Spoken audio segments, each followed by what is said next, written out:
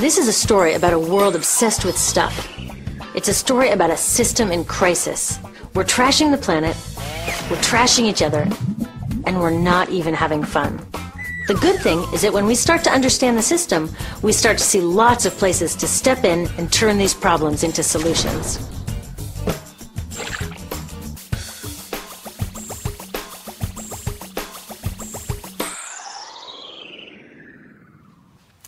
One of the problems with trying to use less stuff is that sometimes we feel like we really need it. What if you live in a city like, say, Cleveland, and you want a glass of water? Are you going to take your chances and get it from the city tap? Or should you reach for a bottle of water that comes from the pristine rainforest of Fiji? Well, Fiji brand water thought the answer to this question was obvious, so they built a whole ad campaign around it. It turned out to be one of the dumbest moves in advertising history. You see, the city of Cleveland didn't like being the butt of Fiji's jokes, so they did some tests, and guess what? These tests showed a glass of Fiji water is lower quality, it loses taste tests against Cleveland Tap, and costs thousands of times more. This story is typical of what happens when you test bottled water against tap water. Is it cleaner? Sometimes, sometimes not. In many ways, bottled water is less regulated than tap. Is it tastier? In taste tests across the country, people consistently choose tap over bottled water. These bottled water companies say they're just meeting consumer demand. But who would demand a less sustainable, less tasty, way more expensive product, especially when you can get for almost free in your kitchen? Bottled water costs about 2,000 times more than tap water. Can you imagine paying 2,000 times the price of anything else? How about a $10,000 sandwich? Yet people in the U.S. buy more than 500 million bottles of water every week. That is enough to circle the globe more than 5 times. How did this come to be? Well, it all goes back to how our materials economy works, and one of its key drivers, which is known as manufactured demand. If companies want to keep growing, they have to keep selling more and more stuff. In the 1970s, giant soft drink companies got worried as they saw their growth projections starting to level off. There's only so much soda a person can drink. Plus, it wouldn't be long before people began realizing soda is not that healthy and turned back to, gasp, drinking tap water. Well, the companies found their next big idea in a silly designer product that most people laughed off as a passing yuppie fad. Water is free, people said back then. What will they sell us next? Air? So how do you get people to buy this fringe product? Simple. You manufacture demand. How do you do that? Well, imagine you're in charge of a bottled water company. Since people aren't lining up to trade their hard-earned money for your unnecessary product, you make them feel scared and insecure if they don't have it. And that's exactly what the bottled water industry did. One of their first marketing tactics was to scare people about tap water with ads like Fiji's Cleveland campaign. When we're done, one top water executive said, tap water will be relegated to showers and washing dishes. Next, you hide the reality of your product behind images of pure fantasy.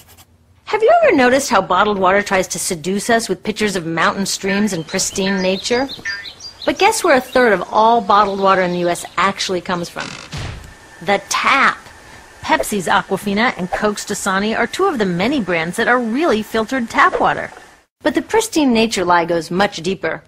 In a recent full-page ad, Nestle said, bottled water is the most environmentally responsible consumer product in the world. What? They are trashing the environment all along the product's life cycle. Exactly how is that environmentally responsible? The problems start here with extraction and production, where oil is used to make water bottles. Each year, making the plastic water bottles used in the U.S. takes enough oil and energy to fuel 1 million cars. All that energy spent to make the bottle, even more to ship it around the planet, and then we drink it in about 2 minutes?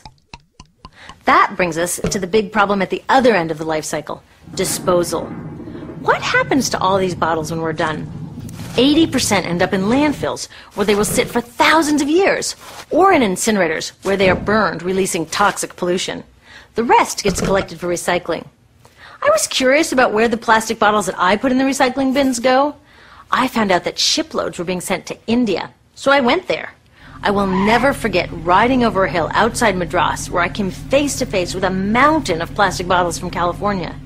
Now, real recycling would turn these bottles back into bottles. But that wasn't what was happening here. Instead, these bottles were slated to be downcycled, which means turning them into lower quality products that would just be chucked later. The parts that couldn't be downcycled were thrown away there, shipped all the way to India just to be dumped in someone else's backyard. If bottled water companies want to use mountains on their labels, it would be more accurate to show one of these mountains of plastic waste. Scaring us, seducing us, and misleading us. These strategies are all core parts of manufacturing demand.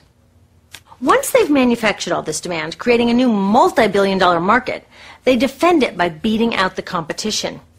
But in this case, the competition is our basic human right to clean, safe drinking water. Pepsi's vice chairman publicly said, "The biggest enemy is tap water." They want us to think it's dirty and bottled water is the best alternative. In many places, public water is polluted, thanks to polluting industries like the plastic bottle industry. And these bottled water guys are all too happy to offer their expensive solutions, which keep us hooked on their products. It is time we took back the tap. That starts with making a personal commitment to not buy or drink bottled water unless the water in your community is truly unhealthy. Yes, it takes a bit of foresight to grab a reusable bottle on the way out, but I think we can handle it. Then take the next step. Join a campaign that's working for real solutions, like demanding investment in clean tap water for all. In the U.S., tap water is underfunded by $24 billion, partly because people believe drinking water only comes from a bottle. Around the world, 1 billion people don't have access to clean water right now. Yet cities all over are spending millions of dollars to deal with all the plastic bottles we throw out. What if that money was spent improving our water systems, or better yet, preventing pollution to begin with? There are many more things we can do to solve this problem. Lobby your city officials to bring back drinking fountains. Work to ban the purchase of bottled water by your school, your organization, or entire city. This is a huge opportunity for millions of people to wake up and protect our wallets, our health, and the planet. The good news is it's already started. Bottled water sales have begun to drop while business is booming for safe, refillable water bottles. Yay! Restaurants are proudly serving tap, and people are choosing to pocket the hundreds or thousands of dollars they would otherwise be wasting on bottled water. Carrying bottled water is on its way to being as cool as smoking while pregnant. We know better now. The bottled water industry is getting worried because the jig is up.